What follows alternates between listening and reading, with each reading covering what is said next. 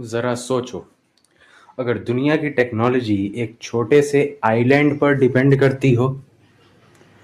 ज़्यादातर smartphones, AI, car, satellites, सब कुछ लगभग।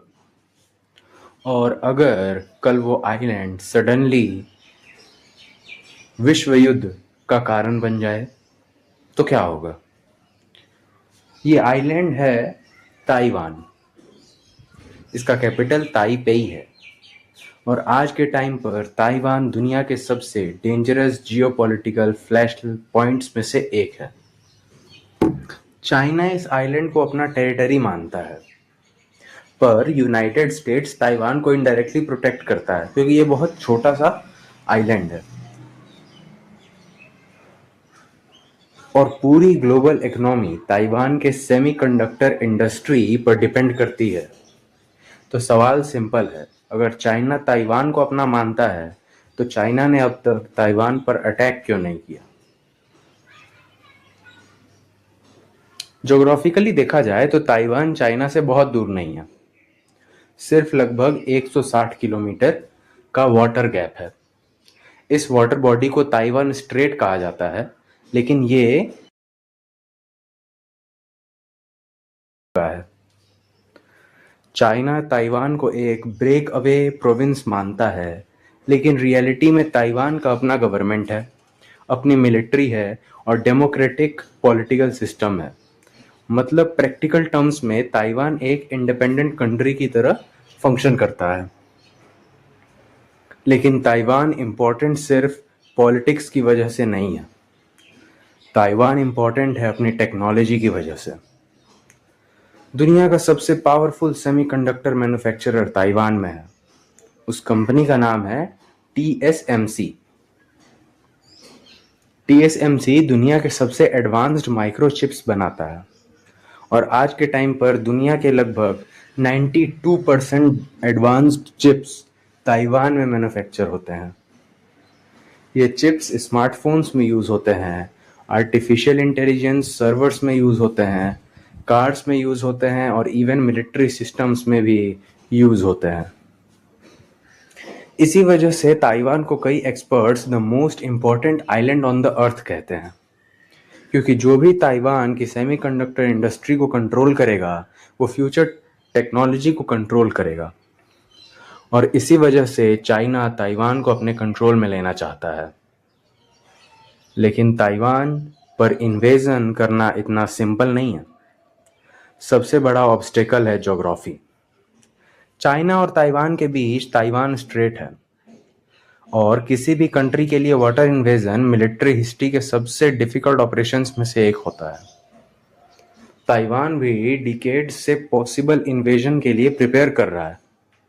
ताइवान ने अपनी मिलिट्री स्ट्रेटेजी को डिफेंसिव वॉरफेयर पर फोकस किया है। Missile system, air defence system, coastal anti ship missile सब कुछ बना रहा है। लेकिन ताइवान की सिक्योरिटी का सबसे इंपॉर्टेंट फैक्टर है United states of America. Officially Taiwan को इंडिपेंडेंट कंट्री नहीं मानता, लेकिन अमेरिका ताइवान को मिलिट्री सपोर्ट और वेपन सप्लाई करता रहता है। अगर चाइना ताइवान पर अटैक करता है तो पॉसिबिलिटी ये है कि यूनाइटेड स्टेट्स कॉन्फ्लिक्ट में एंटर करे, और अगर यूएस और चाइना डायरेक्ट वॉर में आते हैं तो वो ग्लोबल स्केल पर एक मैसिव कॉन्फ्लिक्ट हो सकता है, क्योंकि दोनों ही बहुत बड़े देश हैं।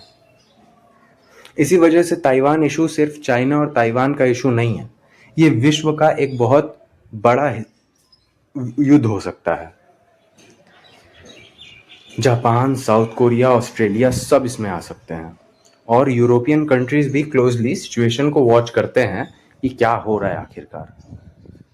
चाइना ने लास्ट 20 सालों में अपनी मिलिट्री कैपेबिलिटीज ड्रामेटिकली एक्सपेंड की हैं। आज चाइना की नेवी दुनिया की लार्जेस्ट नेवी बन चुकी है शिप नंबर्स के हिसाब से। चाइना ने एयरक्राफ्ट कैरियर्स बिल्ड किए हैं, हाइपरसोनिक मिसाइल्स डेवलप किए हैं और ताइवान के आसपास रेगुलर मिलिट्री ड्रिल्स कंडक्ट करता रहता है। लेकिन इन्वेजन सिर्फ मिलिट्री स्ट्रेंथ से डिसाइड नहीं होता। इकोनॉमिक्स भी इक्वली इंपॉर्टेंट फैक्टर है। चाइना दुनिया की लार्जेस्ट ट्रेडिंग इकोनॉमीज में से एक है। अगर ताइवान इन्वेजन होता है तो ग्लोबल सैंक्शंस चाइना पर इम्पोज हो सकते हैं, जिससे चाइना को ट्रेडिंग में या फिर ट्रेड करने में, अपना एक्सपोर्टिंग इंपोर्टिंग करने में बहुत सी दुविधाएं आ सकती हैं। एक और इम्पॉर्टेंट फैक्टर है सेमीकंडक्टर इंडस्ट्री। अगर ताइवान वॉर जोन बन जाता है तो सेमीकंडक्टर फैक्ट्रीज डिस्ट्रॉय हो सकती हैं, और सेमीकंडक्टर फैक्ट्री डिस्ट्रॉय होना मतलब लगभग पूरा दुनिया थम सा जाना। और उस सिचुएशन में चाइना को भी टेक्नोलॉजी शॉर्टेज फेस करना पड़ेगा, क्योंकि 92% मीन्स लगभग पूरा दुनिया को कवर करता है ताइवान का सेमीकंडक्टर इंडस्ट्री। मतलब इन्वेजन का कॉस्ट चाइना के लिए भी एक्सट्रीमली हाई हो सकता है। इसी वजह से एक्सपर्ट्स कहते हैं कि ताइवान सिचुएशन एक डेलिकेट बैलेंस पर खड़ी है। चाइना प्रेशर बिल्ड करता रहता है, ताइवान डिफेंस स्ट्रेंथन करता रहेगा, और United states regional stability maintain करने की कोशिश करता रहेगा। ये हमेशा चलता रहेगा, लेकिन ऐसा हो सकता है कि कोई देश अपना संतुलन खो बैठे और कुछ गलत कदम उठा ले, वरना बाकी सब अभी तक सेफ चल रहा है। ताइवान का फ्यूचर सिर्फ एक आइलैंड का फ्यूचर नहीं है, ये ग्लोबल टेक्नोलॉजी, ग्लोबल ट्रेड और ग्लोबल सिक्योरिटी का भी फ्यूचर है। तो इस वीडियो से कंक्लूज़न ये मिल रहा है कि अगर ताइवान स्ट्रेट और ताइवान पे कुछ मिलिट्री प्रॉब्लम्स होती हैं या युद्ध छिड़ता है, तो ये सिर्फ ताइवान का ही प्रॉब्लम नहीं होगा, ये पूरी दुनिया को एक भारी भरकम जोखिम में डाल सकता है। Thanks for watching. और अगर जानना चाहते हो कि दुनिया में क्या क्या चल रहा है, तो इस चैनल से कनेक्टेड रहो।